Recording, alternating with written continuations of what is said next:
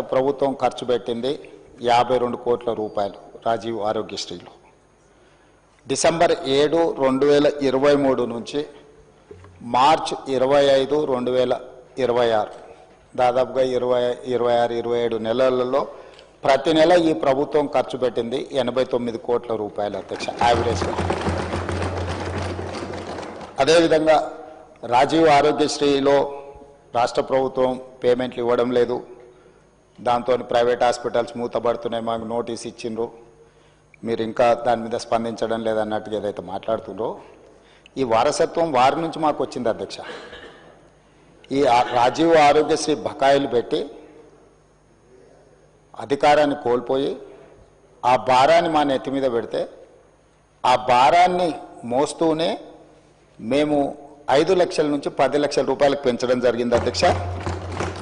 ఆ విషయం కూడా 7 తారీఖు నాడు మేము ప్రభుత్వం బాధ్యత తీసుకున్నప్పుడు 7/12/2023 నాటికి గత ప్రభుత్వం నుంచి వారసత్వంగా మాకు వచ్చిన భారము 600,27,00,000 అధ్యక్ష.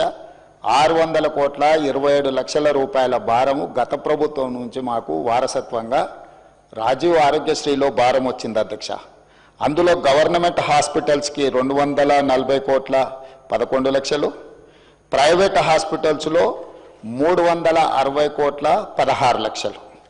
అదేవిధంగా అధ్యక్ష మేము ప్రభుత్వం వచ్చిన తర్వాత మేము చేసిన పేమెంట్స్ 7/12/2023 నాడు మేము పదవి చేపట్టినాక 8/12/2023 అంటే ఫైనాన్షియల్ ఇయర్ 2023-24 అంటే కంప్లీట్ మార్చ్ 31, 2024 వరకు వాళ్ళు లేరు అధ్యక్ష. 3 నెలల ముందే ఈ ప్రభుత్వం బాధ్యత తీసుకున్నది. ఈ ప్రభుత్వం బాధ్యత తీసుకున్న 8/12/2023 నుంచి ఈ రోజు వరకు 2,408 కోట్ల రూపాయల 51 లక్ష ఇప్పటి వరకు మన ప్రభుత్వం పే చేసింది అధ్యక్ష.